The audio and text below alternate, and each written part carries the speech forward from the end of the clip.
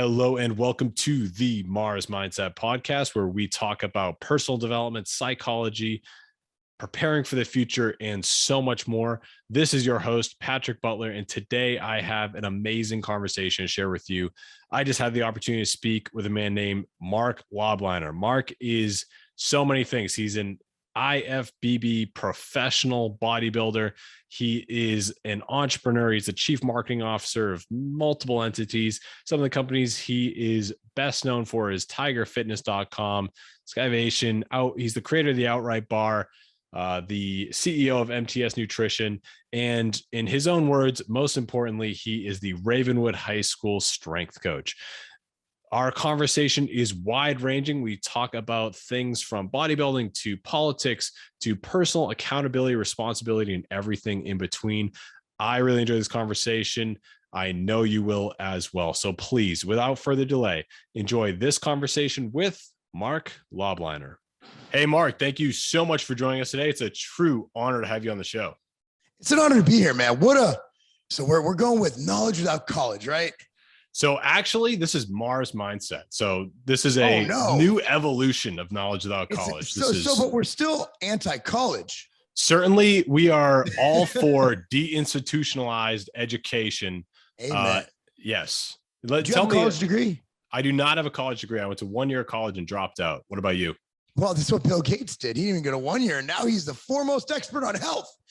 Anyway, absolutely. I actually did graduate college, but I didn't learn much, and I don't really care if my kids go or not. I just want them to, I'd almost rather them go to a vocational school or just mentor, like get under somebody who knows what they're doing, get your foot in the door, start in the mailroom, work your way up. That's how it's done. Like experience over education. Education is not what it used to be. It's dumbed down. It's institutionalized. It basically doesn't apply to the real world. You get out there and you learn all this stuff in school and it doesn't apply. Then they don't teach you how to balance a checkbook, yet you're able to do physics. And then you get all woke and everything gets weird and you become a communist, and there we are. Yeah. I mean, not to mention the fact that, like everyone's walking around with infinite knowledge in their pocket all day long. You can learn more from free ebooks, from podcasts, from YouTube videos. Oh, man. Yeah. It's divine. It's biblical. If you were to explain to someone 100 years ago, the power that we possess in our pocket each day. And, to think that you need to rely on structured education through certain courses that are required that might have no relevance to your ultimate career path is really insane. None. And that's what I always tell my kids. I'm like, just get through high school because you have to. All right. Because I said so. But we're never going to use this. Yep. You're never going to use it. You're right. But you know what? Sometimes in life, you got to do shit you don't want to do. And that's basically school in general. And because you go to school, you get to play sports. So that's why it works out. But nonetheless, man, it's great to be here. And hell, I'm excited. I'm excited to talk about some stuff. I don't even have a clue what we're talking about, but I'm ready to talk. Well, I would love to hear your story. I'd love to hear the Marc Lobliner origin story here about how, I'm reviewing and preparing for this podcast. I was stunned to see how many achievements you have under your belt. I've been following you for quite some time on Twitter, and I still had no idea the depth of accomplishments that you have, which is truly incredible. And it's really, before we started talking here, you said you're an idiot. If you can do it, anybody can do it. I'm all for that. And it's, that's what I love about the world today, business today, is that truly anybody with the right mindset and the right goals in mind, I believe can do anything. So where did this begin for you? What was your what was the trigger for you to even develop ambition? This is something I notice in a lot of young people is they require motivation. They need motivational content. They need inspiration to even get off the couch and do something. What was a trigger for you to get started? I didn't want to be poor. I was tired of being poor. I'm like, dude, this sucks. I wanted to get out of my situation. My mom had a drug problem and my father was sick, type 2 diabetes. And I didn't want to be caught up in that rut. So that's when I found football. And football allowed me the vehicle it took to get me into college. College, got me out of the hood or out of my situation, so to speak.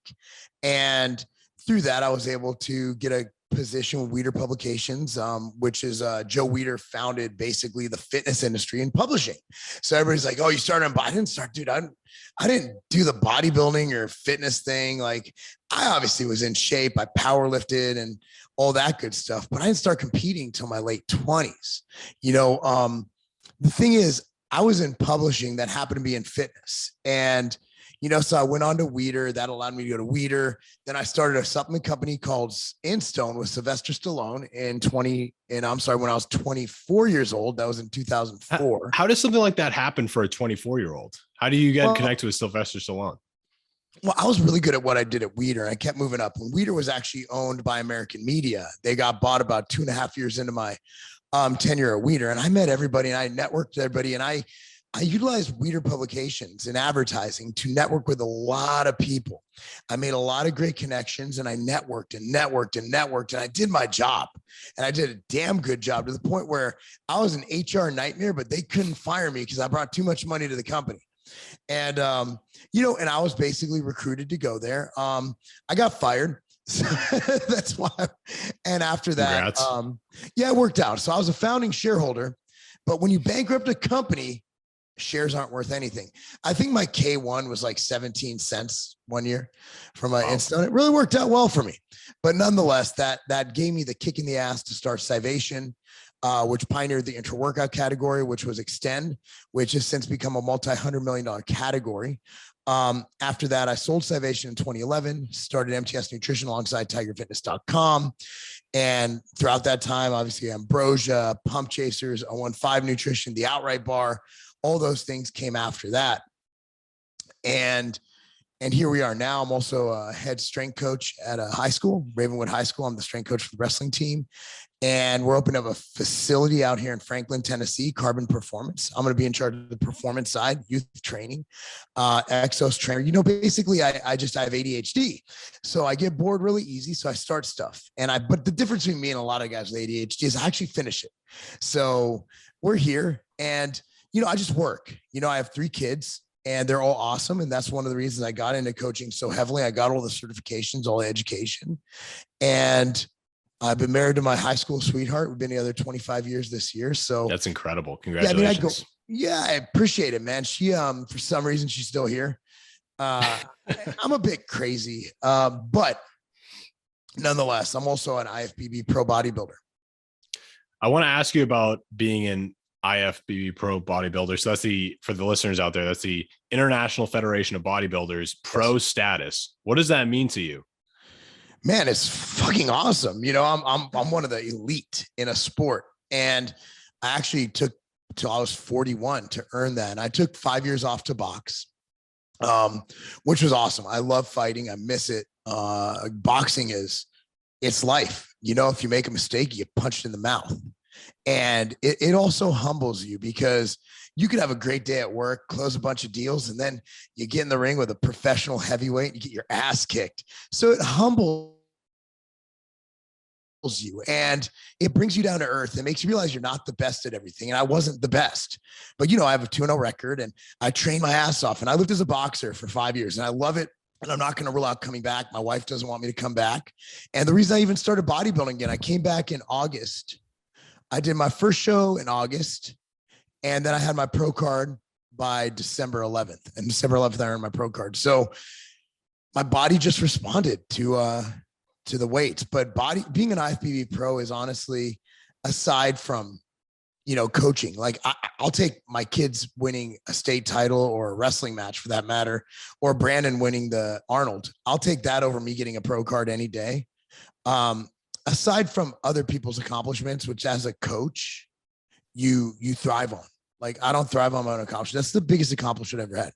Like that was the feeling it was to be standing on stage with hundreds of freaking amazing athletes, amazing physiques, guys have been training their whole life.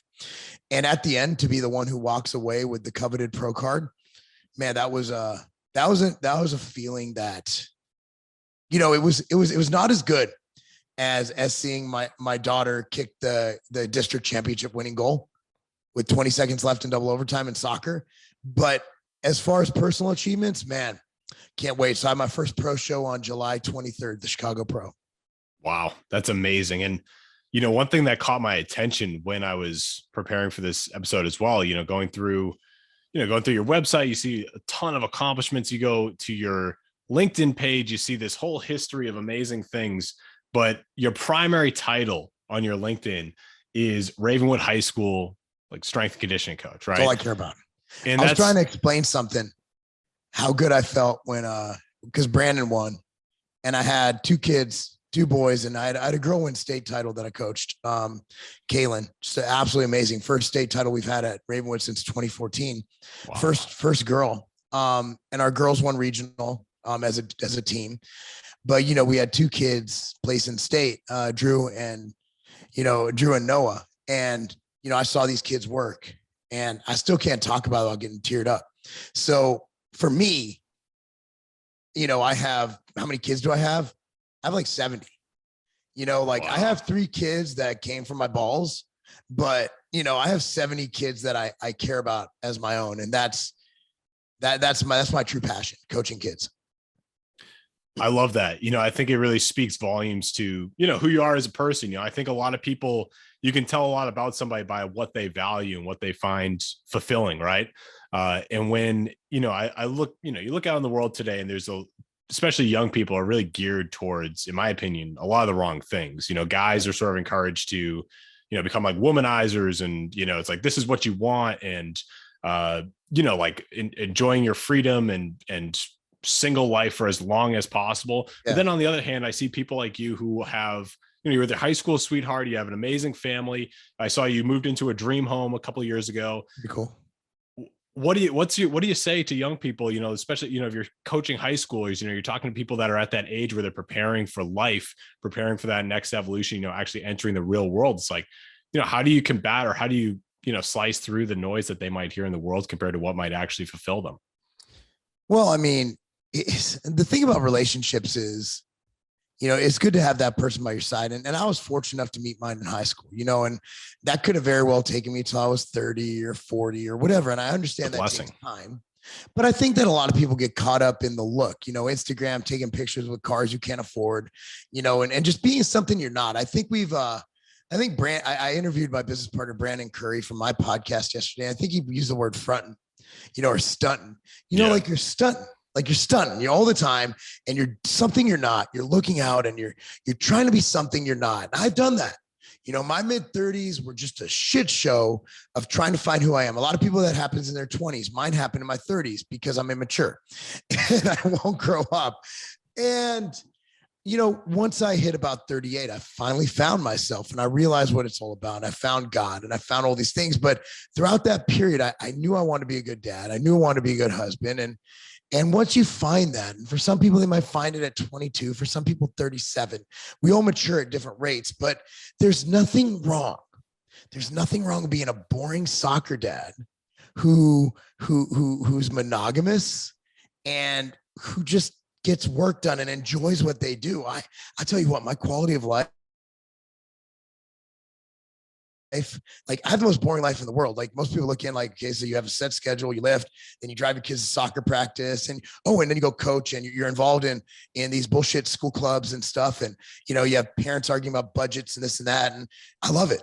I love it. So I think we all try to like fit. The whole thing was, we all wanted the house with the picket fence. Like everybody wanted that American dream. And now we've become so accustomed to trying to dismantle the family unit, to try and dismantle that a man should be protecting and caring for his family, that we've gone the opposite route, where it's great to be, impulsive. It's great to have multiple partners sexually. And it's great to do these things. That's fine. If that's your thing, have at it, bro.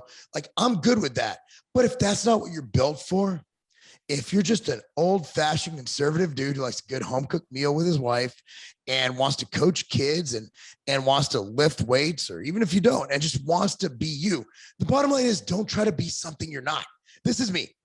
And that's people who say who met me. Like the guy you see online is the guy you meet. Twitter's different. Twitter, I'm sarcastic. My humor is sarcastic in real life, but if you watch on Instagram, on YouTube, that's me. And you're not going to get, there's no Instagram Marc and there's no real life Marc. It's basically, here I am, and you can love it or hate it, but be yourself. And That's the easiest way, because you can't get caught on something. You can't get caught in a lie if you don't lie. 100%. It's pretty easy.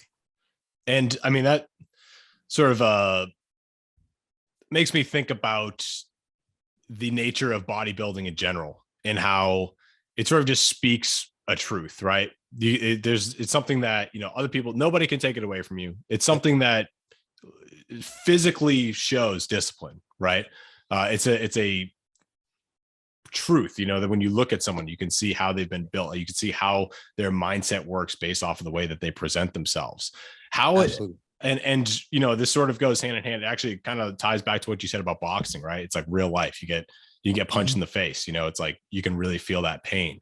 Similar to doing business, being in entrepreneurship, is you're interfacing with reality in a way that can be very uncomfortable, painful at times. And, you can have good days and horrible days. What's the overlap there for you? What's that overlap between your, physical fitness goals and discipline and fitness, and how it relates to your business and business accomplishments? Well, working out makes you smarter. It just does. It's been proven in studies that when you work out, your brain creates these neurons. And like, if you look at a brain scan of before and after a walk, at the beginning, it's gray. It's just gray. It's bullshit. At the end of the walk, it's lit up with multiple colors and beautiful colors, because it activates your brain. It's blood flow. So the meathead thing is actually kind of a compliment, because training makes me better at business. It also makes me very competitive, where I don't just look at a competitor as someone who I'm doing business. I want to put them out of business. I want to win. Like, my drive to succeed is much higher than my competitor's drive to succeed, and I will outwork everybody. And that's what sports do. That's why my kids, all of them, have a combat sport and a team sport, because all of them teach you either to work with teams as a collective to win, or in something like wrestling, if you get pinned, you fucking lost. You can't blame it on anybody. So you need to have those lessons. So sport will teach you more about life than any education. I 100% agree.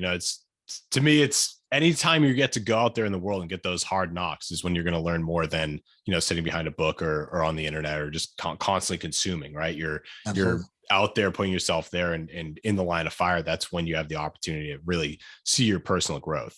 Yes. Have there been any moments to you that were like kind of a turning point? Some people I've spoken to before, they've mentioned to me a point in their history, a point in their past where there was, you mentioned you turn, when you're 38, there was a large awakening or a shift in your mindset. Was there some particular event that led to that?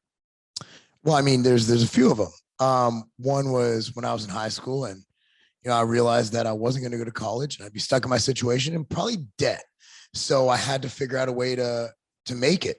So I was told by a coach that I wasn't going to play football if I didn't lift. So the next day, and I was a sophomore at the time, I went up to Coach Miles in Leon Hatton. Coach Miles was like a 6'4" ex-CFL black guy, huge. And he was our linebacker coach. And he trained with a guy named Leon, who was our outside linebacker, a year older than me. So he was a junior going into senior year. And they used to train after everybody else was done training. And I went up and I said, as an undersized 170-pound white lineman, I'm like, guys, I want to train with you. And they laughed at me, literally laughed at me. And I'm like, no, I'm serious. And they're like, hang with us today and you could train with us. And I couldn't walk, even though we did chest, I couldn't walk. I remember being really sore, and I was able to hang with them and I trained with them. And Coach Miles and Leon, I haven't talked to either of them in years. I haven't been able to find Leon since high school, right? Like, the dude's a ghost on social media. I'm like, he's the only guy who doesn't have Instagram. And these guys literally were my male role models. Like, they took me in under their wing and showed me that hard work and perseverance can overcome shitty genetics. I was undersized, and I ended up having a breakthrough junior year. Was a very heavily recruited, football player, undersized. And that was one turning point. The other was my marriage falling apart and going to counseling. Those were the two biggest turning points in my life, I think. looking back, and I had people along the way help me. I had other moments, but looking back, those were the times when I'm like, that really impacted me. I think having not that my dad wasn't a male role model. He had a job. He was very loyal, but he wasn't a strong man. Like these guys were dudes. Like they were bros. They were bros.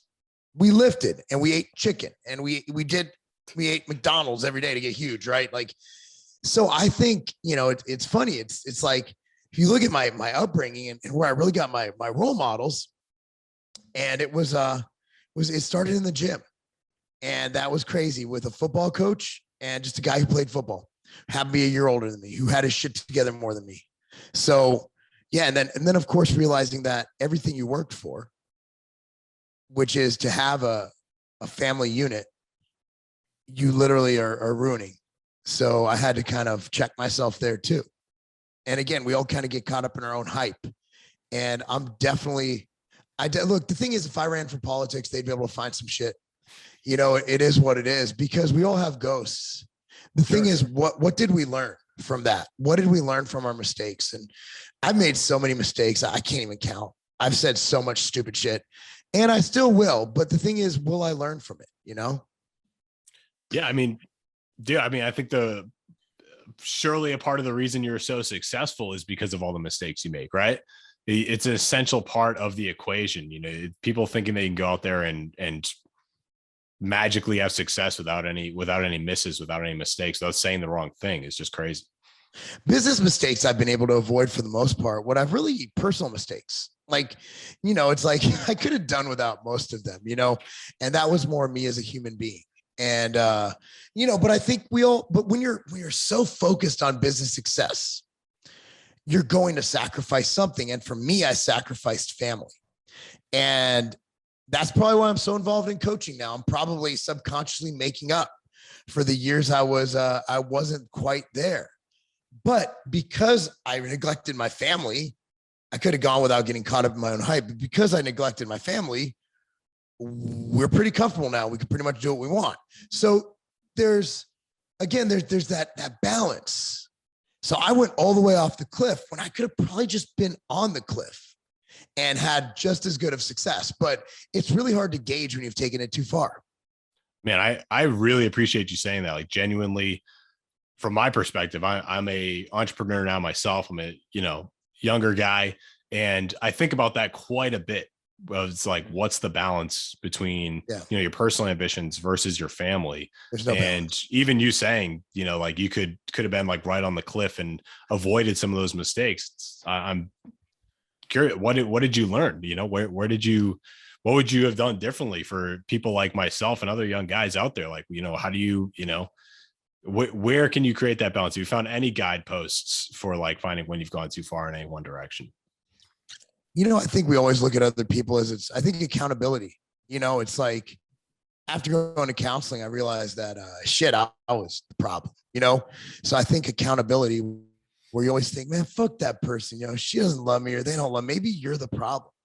We always look at other people like maybe they're the problem. And in reality, a lot of the time, it's your fault. And so accountability and being able to look at things objectively, without looking at you as the good guy. So we always look at ourselves as like, man, they got it out for me. No, nobody has it out for you, and chances are, and there are circumstances where usually if you're the CEO and you have marriage problems, it's because you're being a dick. That's just what I've found from my experience. Now, there are times when you're married. I'm going to go man versus, because I'm a man. So I'm not saying women can't be CEOs, but there's male CEOs only. Or it could be females to males. I don't fucking know. I don't have a vagina. At least I don't think I do.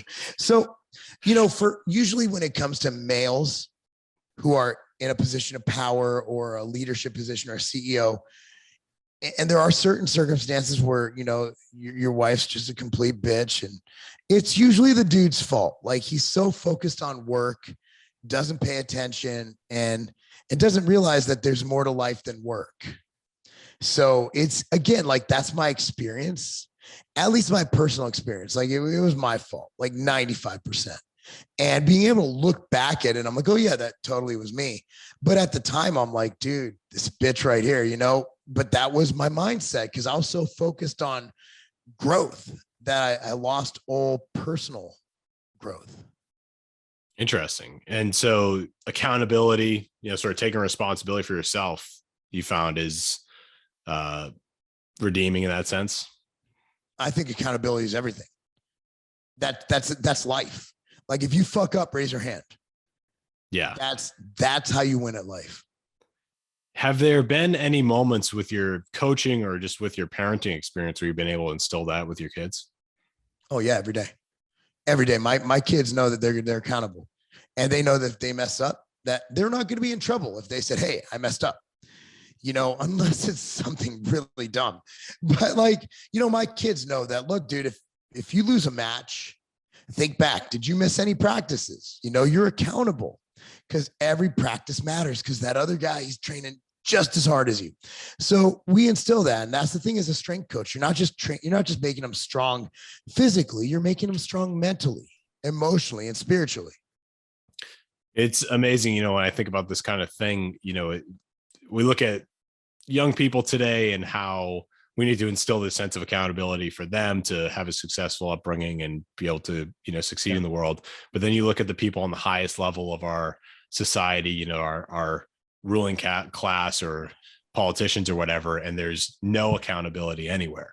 And yeah, you're pretty vocal about this stuff on Twitter as well, related to, what's happening in the world. And one thing that I respected a ton, still respect really is, an amazing thing, a really courageous act was your decision related to outright bars in Kroger.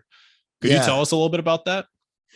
Well, Kroger, we were in talks with them for months and we finally reached somewhat of a conclusion to have outright bars in Kroger. And Kroger is the largest grocer in the nation, because they own a bunch of other grocery stores and including Ralph's in California.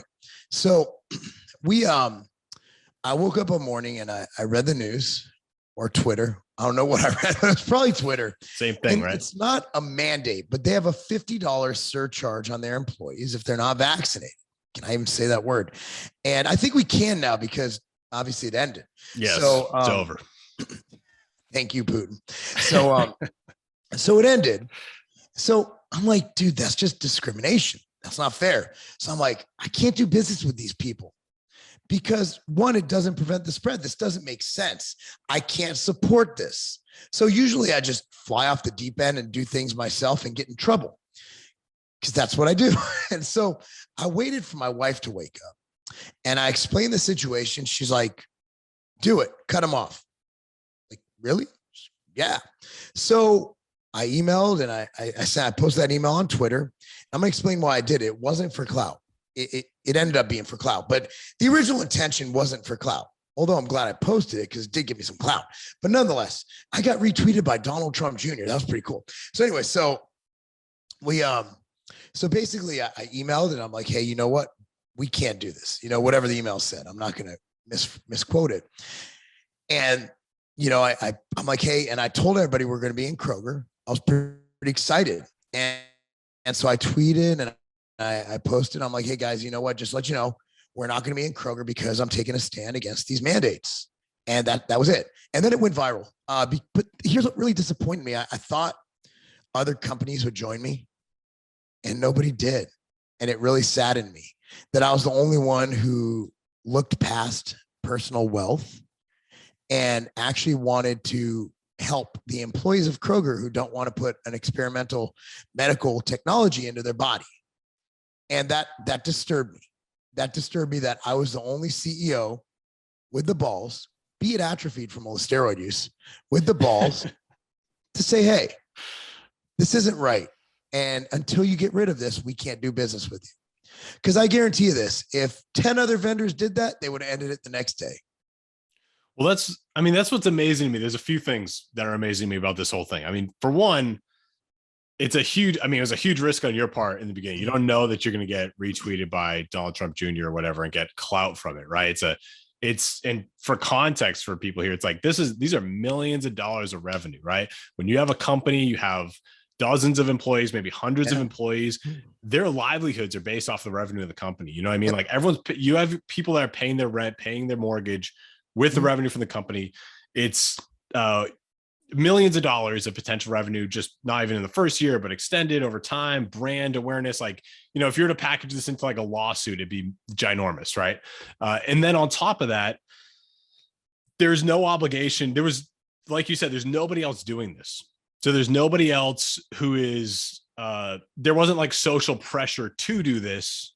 It was going out on a limb and taking that risk because it's in line with your ethics and where you see, you know, your own accountability to yourself, right? If you have ethical beliefs, if you have political beliefs that you actually believe in, right? You should uphold those. You should be firm on your stance, and to take that risk and to put yourself out there like that, I think is a unbelievable thing, a courageous thing. And I'm also very disheartened by the fact that other companies did not join suit, because you know that, you know, politics, even if it falls 50-50, right? There's plenty, like you said, 9 other vendors could have done the same thing. It could have had a major impact on Kroger and just the way that people think. But very few people are sticking themselves out there to combat this narrative, to combat these mandates. And what you did there, I think, is really tremendous. Yeah. And what's really funny is I saw personally what it's like to be lied about. You know, it's like being called anti-vax. I'm not. I have all my shots. My kids have all their shots. Even my dogs have all their fucking shots. You know, I'm anti-forcing me to take an experimental technology. That's not anti-vax. That's anti this shit, because it doesn't even work. It doesn't prevent transmission. It doesn't prevent the spread. It doesn't prevent you from getting it or giving it. But if it did that, I'd be like, and also, let's be honest here, I can't take it. My doctor told me not to take it. I can explain why if you want to hear. I don't give a shit. But like, my doctor said not to take something. You tell me I shouldn't be able to use public services or fly? Like, once we get to, or I should be fired from a job if I was an employee. How is that fair? I have a buddy with advanced Lyme disease. He can't take it. Yeah. I've interviewed other people on the podcast that had same thing. They got advice from their doctor, do not take it. There's many such cases of that situation. I mean, a bodybuilder with an enlarged heart with something that causes fucking blood clots. Come on. That's like a death in a bottle for me. I'm not taking it. No, not doing it. So the bottom line is, dude, I don't care what people put in their body. Like, think about bodybuilders. We like injecting things. Trying stuff out. Choose what we like to inject. So it's like, who am I to tell someone? It's like, you're anti-vax. No, I'm not. I'm anti. That's like me telling you to take testosterone. It's like, I don't give a shit what you put in your body. I really don't. I'm a libertarian-based thinker, man. If you want to take something, take it. As long as you don't hurt other people, it's your responsibility for your own body. My responsibility is to listen to my doctor and my common sense. And we just had a guy, an athlete yesterday who had to quit a race because his lungs couldn't breathe due to a booster. So even one or two of those, you're taking a look, and I've had the virus and it didn't do anything to me. It was literally asymptomatic. So it's like, why am I going to take something or prevent something that I don't even give a shit about? It doesn't affect me. Like, that's like being abstinent and taking a herpes shot. Although you can't get, or whatever, herpes is a virus, but you know, chlamydia. Let's go clap. The clap. Yes. The common clap. Everybody loves the clap. What a great name for an STD. The clap. Sounds so happy. Yeah, you got the clap.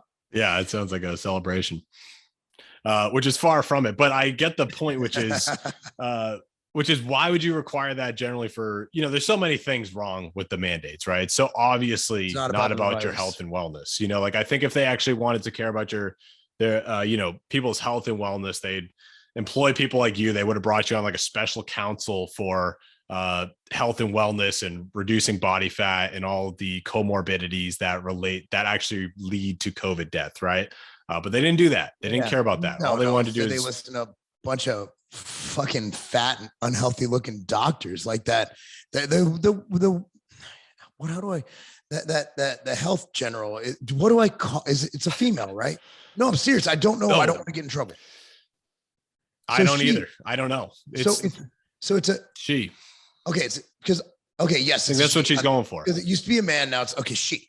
So I don't give a shit. I'd see everybody's like, oh, this isn't healthy. It's men. No, I don't believe that's mental health. I don't care. Look, at the end of the day, if you're happy being a female, be a female. Just don't play soccer with females. You know, I'm good with that. I don't care. I don't care. That's not my fight. Don't care. As long as you're not playing sports with my daughter, I don't care. She's fat. Yeah. She has like 10 chins. Everybody, you're looking at the wrong thing. It's like, I don't care if you're a dude who becomes a chick. Don't care. Don't care. I don't care. It's not an issue to me. Just don't play sports with chicks. But she's fat. I don't think fat people should be making any health decisions for anybody. Yes, we need to discriminate against fat people, giving people health advice. Absolutely, 100%. I'll die on that hill. It's amazing to me. Today, I just saw some article about a couple who they're a mixed weight couple, and they're mixed weight. So you got a thin boyfriend, a fat girlfriend, and they're a mixed weight couple. And this to me is actually, it's an insult to groups that are actually legitimately kind of discriminated against, right? And you have people that have avoided personal responsibility, or, actually, it's a complicated subject. When you look at the world out there, you look at health and fitness, you look at the food that the FDA recommends, the food pyramid, things like that. If people listen to certain government organizations about health advice, and they end up in poor health. I don't know why that is, but it seems to correlate there. And it's a sad thing to see. But to your point, what are we doing allowing people that are visibly unhealthy giving health advice to the public? And maybe you can elaborate on it with your expertise on just generally why being overweight is definitely a sign of being. Well, I mean, let's start with the virus. 78% of people at the beginning who were hospitalized were obese or overweight. Obesity is the number one comorbidity for everything from heart disease to diabetes. That's what's going to kill you. If you're fat, you will die from being fat, whether directly or indirectly. It will cause your demise. So we just got to realize that, the fat and the weak and the elderly were the ones who were, actually susceptible to what was going on. Yes, fit people do die too, but not as often. See, I look at the grand scheme of things. If 78% of people who are dying or getting really sick or being hospitalized are fat, that's a problem. And the statistics are in. Bottom line is, the healthier you are, the less fat you have. Up to a point. Obviously, we don't need to be contest prep shape, right? Yeah. The more healthy weight you are, the more likely you are to not die from those kind of causes. Now, I don't mind if someone's fat. Like, it doesn't bother me. I know some people are like, oh, that's disgusting. I'm like, no, I don't care. If you're happy, look, dude, I played football.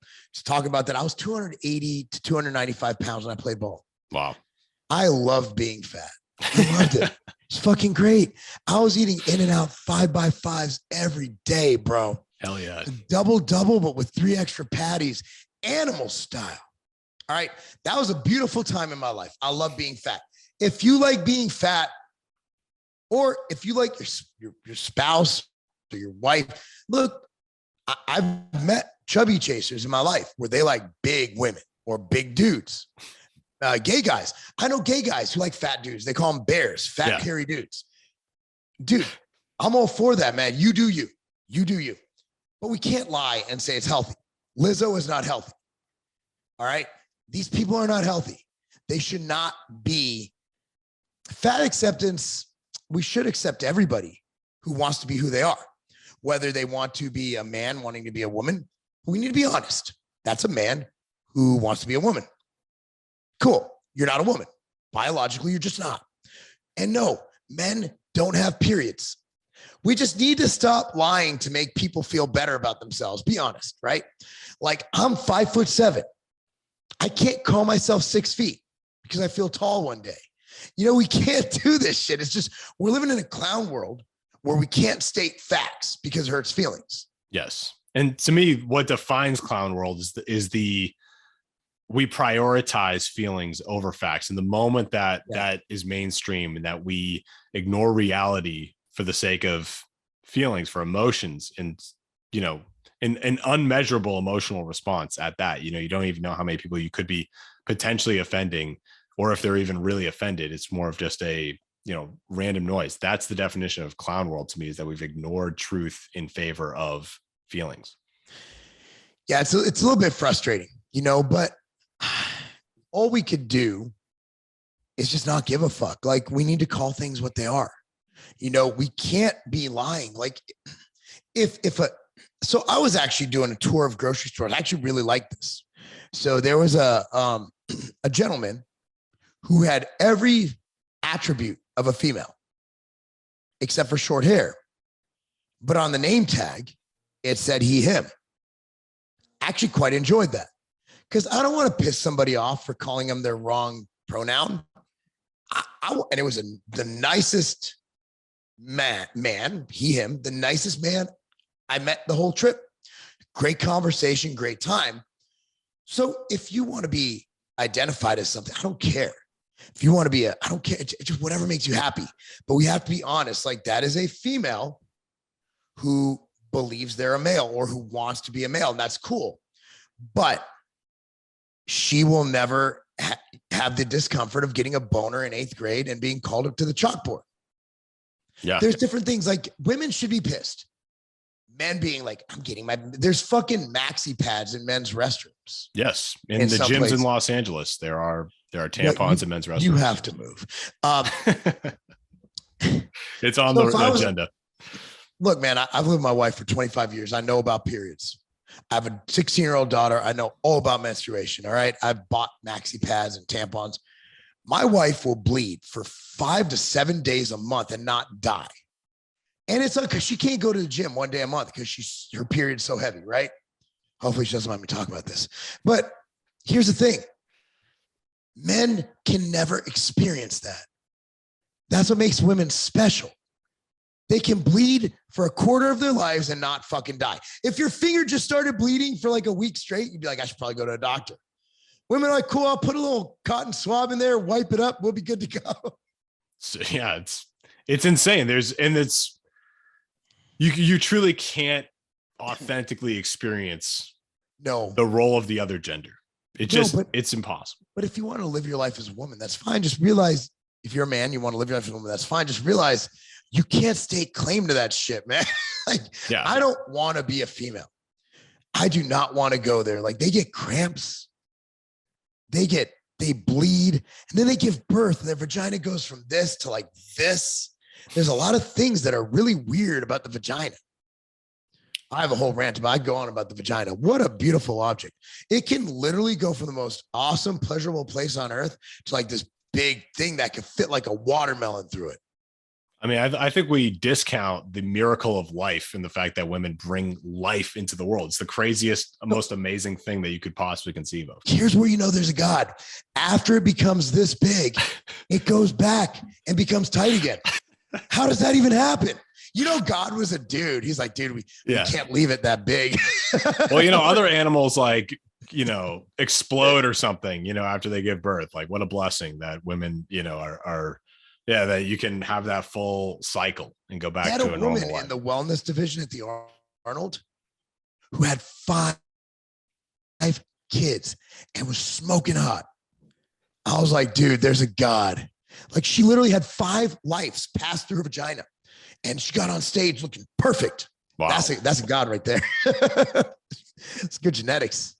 That's incredible. I mean, it just, I really feel there is a baseline level of health that we all can possess with, you know, it's just diet and activity, right? Yeah, absolutely. It doesn't have to be lifting. I mean, everybody like, I like fitness Twitter. Oh, you got to lift today. Shut up. Go for a walk. Shut the fuck up. Fitness Twitter is small. Like, dude, get up, go for a walk, eat less shit. You'll be good. Yeah, eat simple. Obviously, lifting's great. And it's great for especially aging because it strengthens your bones and your connective tissue. But honestly, like, the bottom line is people just don't move enough and they eat too much. Yes, or eat what the FDA recommends. I'm not, look, I deal with the FDA every day. I'm not hating on them. That's on you. You know, I don't need them showing up today. it's one it's one of these double-edged swords, right? Because when you look back at like the early 1900s, you have like the Upton Sinclair, how the other half lives, and he's talking about these big piles of ground beef that are getting slathered in poison and stuff in urban environments. It's like, yes, thank God we have a regulatory agency that looks at the quality of our food. On the other hand, I'm a fan. I'm a fan of the FDA. Yes.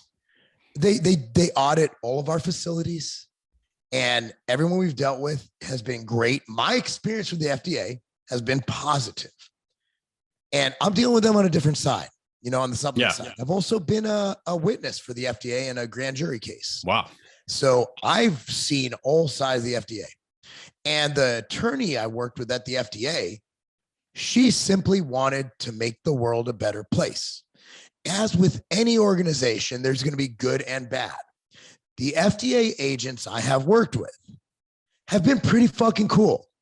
And if you follow the rules, and keep in mind, like, I pride myself on quality. So for me, I love the FDA because while if you buy something from me that you're going to get the best quality, I like to know that if someone consumes something, that there's somebody looking out there saying, hey, this is actually not going to be tainted. And there are plenty of guidelines out there. They just don't have enough agents to enforce it. So I'm actually, but I don't know the other sides, like the whole food pyramid, this, that, and the third. Like, we can argue. There's a lot of dietitians who believe that's the right way. Diet's a weird thing. Nutrition's a weird thing. Like, there's carnivores and there's vegans. They're both equally fucking insane, right? So with diet, it's so fluid, and the data, keep in mind, the data was bought and paid for back in that sugar lobby day when the food pyramid, but that's what they had to work. Yeah. Which is, that's what they went on though. Yeah. Like, that was the data that was available. And even the data now, I can pull up 10 articles, 10 scholarly articles on keto being bad for you. And I could pull up another 10 on keto saving lives. Yeah. So data is meant to be interpreted. So I do think the food pyramid is fucked up, but I think that they put it there to give people a guideline on how to eat. And back then, it was a sign of the times, right? Like, back then, they didn't have knowledge about fats and how they worked in the body. Science was still young. So they need to update it for sure. But for the most part, the FDA does great things. It's the U.S. government. They recommend 30 to 60 minutes of activity a day. Are we going to argue that that's bad? The FDA and the government recommends weight training. They do. They recommend a lot of really cool things. So we always pick on the food pyramid, and I do too. But overall, I think some areas of the government do an okay job, but you're also disseminating this information to normal folks. And normal folks aren't following even the food pyramid. They're just eating shit. Yeah. So I honestly think that if one actually followed the food pyramid and the serving suggestions and the 2,000 calorie diet, it would work way better than what we're doing now. I appreciate that perspective. I think it's great. People should realize that without the FDA we could be in a whole different kind of mess. I'm not a black and white guy. I'm a very gray guy. For sure. So I'll see good and bad. Like, I can, and you give me another hour, I'll go off about why the FDA sucks. Yeah. But I just want to present a viewpoint that we always vilify every part of the government. We should, because our regime right now really sucks. Like, Biden's a fucking dumpster fire. But there are areas where there are good people. Everybody always caps on the FBI. One of my best friends is an FBI agent. And I know a lot of people he works with, and they're good people too. And they want what's best for the country and their community. So it's like, you can't put everything in a love-hate bucket, right? Yeah. We have to look at the general, at the overall picture of what's going on. Absolutely. And as it relates to the FDA, again, it's like, there's good reasons, there's bad reasons. I appreciate the nuance. The gray area, I think, is where that's the hardest place for people to think about, because that requires thinking. It's so hard being an independent nowadays. It is. Because you get both sides, and it's so easy to jump on the train for either direction, right? People are so tribal. They're so tribal. It's so annoying. Well, many of the things that I notice, whether it's anything in politics, there's a lot of issues that are just related to our own psychology, right? Like, people it's in our psychology to be tribal. It's in our psychology to also make shortcuts, right? Like Yeah. you want to think things about somebody because of a stereotype. Yeah. It's On one hand, yeah, it's like on one hand, they're, stereotypes can be true. On the other hand, they like Jews are cheap. I can confirm that. We are cheap. 100%. We're cheap. All of us. Like it goes both ways where it can be completely true. It can be completely false. And it's the nuance, it's that gray area that is usually, it's hard to explore, because on one hand, we wouldn't be able to navigate our lives if we didn't packet information into easily digestible decision-making things, right? If you just let a bunch of 400 years ago, if you let a bunch of foreigners land on your beach and come ashore, there's a pretty good chance they're just going to wipe you out, right? Or you're going to have some conflict or war or something. So you have to packet that information to people are landing on your shore. You should prepare for war, right? We live in a world now where things are so different than our tribal evolution. Bingo. That it's impossible to, we have to develop nuance to navigate properly, and to, I think, also to sort of break the spell of where we are at politically, where everything is so tribal. Absolutely. And that's when our country thrives, is when we can actually think for ourselves and critically think and dissect a situation. And it's unfortunate that we have to become so tribal. And I just don't understand how, someone who's his whole life been pretty much libertarian. Now I'm like the conservative guy. And I'm like, yeah, I guess I have to be, because like Democrats have gone nuts. Like they've gone so crazy, and I'm pretty crazy and out there, but I'm like, dude, you guys are making me look sane.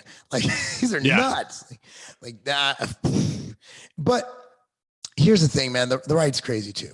Yeah, absolutely. That's that's what, to your point, it's impossible to be an independent these days, because, I personally, I think it's almost a psyop to have the duality of politics, to look at it like a bird, and that there's a left wing and a right wing and this narrow center, where in reality, like Zuby on Joe Rogan said it best, I think, they expect there's a spectrum of genders, but there's a binary in politics, which is just ridiculous, right? Yeah. Politics is a spectrum just as much as anything else. And, you can share beliefs with someone that would vote Democrat every single time. Republicans can share the same beliefs. I've heard it described as a horseshoe before, where they almost meet in the middle on the other end, which is interesting to me. And it's something that I feel, again, it's like, if we could break this spell, we'd be much better off. But how do we do that? Or just find our common ground. Like two of the coaches I coach with, both in soccer and in wrestling, because the strength coach does everything, right? They're both liberals. One uses pronouns, and one had a Biden Harris sticker on his car, and we get along great. They're two of my good friends. And the reason is because our common ground is that we want to see our kids succeed. Yes. We want to see the kids do great. So instead of looking at our differences, I think we should look at what we have in common. But unfortunately, a lot of Democrats just hate people. they just don't like you. Like if they found out I voted for Trump, and I don't even like Trump, but fucking Biden. So if they found out, they'd be like, I can never be friends with you. And I got to admit, I'm guilty of that. Like we had a neighbor when their kid was in a mask. I refused to talk to those people because I disagree with them so vehemently on that topic. Yeah. Right. And so people think that Trump is a Nazi. So I don't want to be friends with people who vote for Nazis, right? Or at least that's the narrative. Me, I firmly believe that masking your child is child abuse, and you're an unfit parent if you do it. So while I'm not going to go, it's just my belief. So while I'm not outwardly being mean to them, I probably don't have anything else in common with them if they believe that that's okay. So it's a weird, delicate thing where you're like, well, I wish you could have, but a lot of times there is that one make or break subject. And for a lot of Democrats, that's voting for Trump. Yes. So if you voted for Trump, you are a shithead. You are a piece of shit.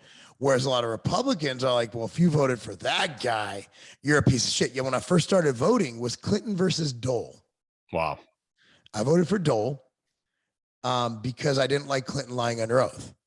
That was the only reason. I actually thought he was good. I actually liked Clinton when he was in office, but I couldn't do the whole lying under oath thing. And if you go up to someone, you'd be like, hey, who'd you vote for? Clinton. Cool. Who'd you vote for? Dole. Cool. Nobody cared. The conversation was over. Now it's like, who'd you vote for? Trump. Nazi. Yeah. Yeah, it's like white supremacist. I'm like, oh, okay. So that's where it's changed, is that we can't have differing opinions because these topics are such hot buttons for people. Yeah. And I mean, I think the media has been able to hype people up to an extent that didn't exist before. And it kind of goes back to accountability. You know, if you don't hold people accountable on both sides of the aisle, Yep. then this is the situation we end up with. Absolutely. What is your perspective on, looking forward to the future here? Obviously, we could talk all day about some of these challenges and complications with the world today, but, from your perspective as a parent, like what are you preparing your kids for? What do people that you coach, whatever, what do you think the youth of today need to be prepared for in the future? Always fucking win. Can No you, matter what can you you do, just win. expand? I'm a pretty simple guy. Look, man, whether if you're in the office and you're up for promotion, work harder than that other person, win the promotion, be better at your job. If you're on the wrestling mat, you're standing across from somebody and state titles on the line, pin his ass. If you're on the soccer field and you have a chance to score the game-winning goal, make sure that shit gets past the keeper. At the end of the day, no matter what happens in the world, no matter what the inflation, this, that, and the other, if you keep winning, you will have a great life. You always have to strive to win. Now, you're going to lose a lot. My business partner, Brandon, has lost more bodybuilding shows than he's won. Yet he won the Arnold last week, which is a prestigious title. And he's even said it. I'm so used to losing. I'm actually still surprised when I win. So when he loses, even if it's a political question, right? Or whatever, I don't believe in politics and bodybuilding, but some people do. He's like, okay, cool. Time to move on, because he's used to losing. But he always plays to win. The key is to take your loss as an opportunity to figure out how to win. And if you just keep winning, there's nothing else that you can do. I can't control the inflation rate. I'm one guy. I can't control the gas prices. I'm one guy. I can't control any of this shit. What I can control is helping my community, which I do through coaching and charity work, and I can control winning. That's all you could do, man. Like we can't, like, yeah, the inflation sucks, the gas prices suck, but like, the fuck am I going to do about it? I'm powerless till we can vote. Make sure you vote. Make sure you don't vote for Democrats, because those people are nuts. Yes. I mean, I actually think we should adopt the winning mentality as the national philosophy. I think it's something that a lot of people, who are like old, adult age today grew up with. You kind of grew up with this mindset that the United States always wins. We never lost a war, this or that, right? Which is kind of that post World War II attitude that has slowly disintegrated through, loss of trust and bad foreign policy, bad domestic policy, everything like that over decades. But sort of rallying around that winning mindset, I think actually would do much more than people could imagine. I think right now we're sort of in at least the administration right now is almost in like a self-destructive state. It's in a losing state. And one where it's like, it's okay for the United States to lose if other people are winning, which I think is, if you applied that to your own life, you would not enjoy your life. Right. Not a huge fan of the current administration. But yes, I don't think many people are. I'm with you. And, it's disappointing. I grew up as a Democrat. I grew up in Massachusetts where everybody's a Democrat. And you've seen the goalposts shift tremendously between, what once was sort of this classical liberal attitude that still held a very patriotic flair with it, right? Some of the founding principles of the country is things like free speech, which is very liberal at the end of the day. And you've seen how that's changed and backfired and actually completely gone the other way where, we've reversed free speech and many of these other. How liberals are literally fascists working with corporations to run the government. That is literally fascism, but they turn it around. They call me a fascist because I want freedom and don't want to wear a mask. Yes. Go figure that one out. Like, what a brilliant marketing team they have. Truly. I mean, it's manipulative. It's and it's happening, it's like mental warfare on the highest level. What we're seeing unfold. Yeah. It's horrible. But ultimately, like, not to get bogged down in the pessimism of it all, I'm actually extremely optimistic. Same. I believe that, encouraging people to take on that winning mindset, just as you described, that will just leaning in that direction. Even how you say it's like, I'm a simple guy, right? you don't need to have all the details figured out. If you're just leaning in that direction, things will come together. Yep. Just win. Just win. Yep. Love it, man. What do you have on the horizon for, so many accomplishments here, so many business ventures? What's next for Marc Lobliner? Well, we just launched a new chocolate caramel outright bar, our first chocolate coated one, which is doing fantastic. 015 nutrition brand in Curry, Ambrosia. We just launched our first fat burner, Ember. And you get all that. My website is tigerfitness.com. It's the #1 sport nutrition website in the country now. And we've just been doing really, really well. You can find the outright bar also at GNC, so your neighborhood GNC. And as far as bodybuilding goes, I got my first pro show on July 23rd, the Chicago Pro, which I believe in Tinsley Park, Illinois, which is right next to Chicago. Literally, it is Chicago. It's like a neighborhood in Chicago. Yeah. And see what else? Just a lot of shit, man. My kids are, my daughter goes in for her junior soccer season this year in high school. She's playing club right now. My son has his, they're both wrestling. All three of my kids wrestle, play soccer. This weekend, we have a tournament in South Carolina, in Knoxville. We're going on a week-long vacation to Gatlinburg. We're very nice. We're living life. We're trying to squeeze it in, and the vacation is key. We're going whitewater rafting and just having a good time, man. Just trying to balance. It's been a very busy few months. Whereas one of my son's teachers actually like, hey, I asked Thomas, he's like, did you ask your parents about this? He's like, man, I barely see them. And we live in the same house because we're just really, it's been really busy. So regardless, a lot of things going on. And, but I appreciate you having me on, brother. Yeah, absolutely. Do you have time for one more question? I got time. I got to ask you because, I think one of the accomplishments that I noticed was related to tigerfitness.com being on the Inc. 500 list for 4 years straight. Is that right? 9 total Inc. 500s. Yes. 9 total Inc. 500. So just to describe, the audience needs context here. Okay. The Inc. 500 is the fastest growing companies, right? These aren't the biggest companies. These are the fastest growing. That means year over year, breaking your record for, percentage growth year over year. That is unbelievable. As an entrepreneur myself, trying to hit this list for the first time, potentially this year, it's mind-boggling to imagine, that consistent. How does that happen? What do you credit that to? We have a great team. I'm an idiot, but I hire really well. And our team is the best on the planet. And like I said, man, I even strength is one thing, but my wrestling coaches this year, they were the best coaches. I just surround myself with really great people. And, the team, even at Ambrosia, you got Mike Rashid, Sean Torbati, Zaid, everybody at that warehouse. Then we have the great people over at, the great people over at Tiger Fitness, from Lacey to, to all of our people in there, to Chad, my partner, to Trey, to Seth, our entire team makes it work. And Chase, he just came on board 2 weeks ago. So we have and there's many more. I'm missing a lot of people. This will take a long time. We have a lot of employees, but nonetheless, man, it's a good team and we care. Like our motto at Tiger Fitness is you're more than just a number. And the reason being is that our main competitor at the time, who's having troubles now, bodybuilding.com, they used to brag about how many orders they shipped and it was just a number. So my partner's like, hey, let's just say you're more than just a number here. Yeah, and that became our motto because we really care. And I answer probably hundreds of DMs a day from customers. So we're always here for our customers. It's all about, look, you don't have a business if you don't have a customer. 100%. So every customer is more important than any business contact you have. Service is the fundamental philosophy. The customer experience is everything that I operate off of my business. So I 100% agree with you in that philosophy there. 100% aligned with you. Is everything.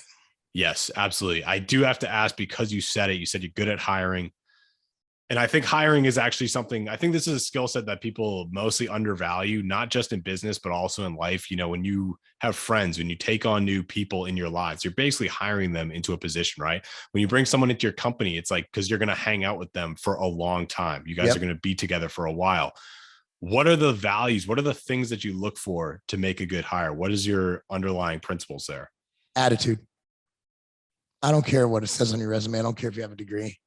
Unless, of course, you're like an IT guy. You know what I mean? Like, yes. You don't want to get the wrong IT guy. Yeah, but if you're like customer service or any sales or anything like that, what I want is someone who believes in what we're doing and believes in people and believes in the team. And that's what I look for. So I'm looking for attitude. So the resume gets you in the door, but if you come in with the wrong attitude, you're not getting the job. Love that, man. I think that's a great first principle there. It's amazing. Good stuff. Marc, I really appreciate your time today. I could ask you questions all day long. I'm really excited to see what you have going in the future and just more accomplishments down the line. Do you have any final words of advice, wisdom, or anything that you want to leave with the audience? This is something I've been saying a lot lately, and I want to keep saying it. When you die, we're all going to die. Life is a terminal disease. It's going to end, right? No one's going to remember you for the car you have. No one's going to remember you for the big house or the money. No one cares. They care about what kind of person you were. They care about the legacy you left behind. So with every decision you make, remember, that's what people remember you for. So make the right decisions, not just based on your financial status. Make the decisions based on your legacy. Best advice I think you could possibly get. That's incredible. Love it, man. Love it. Where should people find you online? Where should they connect with you? At Marc Lobliner, everywhere. YouTube is YouTube/Lobliner, YouTube/Tiger Fitness. Tiger Fitness is my regular channel. /Lobliner is the Lobliner Lowdown, which is my podcast channel where I interview people like Phil Heath and all the great bodybuilders and really cool conversation about stuff. So it's great. But yeah, anywhere Marc Lobliner, MarcLobliner. I'll have the check mark. I'm verified. So everywhere I go. Excellent. Thank you so much, man. Congrats on all the success. Again, looking forward to seeing what else you accomplish. I'm sure it's going to be amazing. Likewise, brother. All the best. Thank you.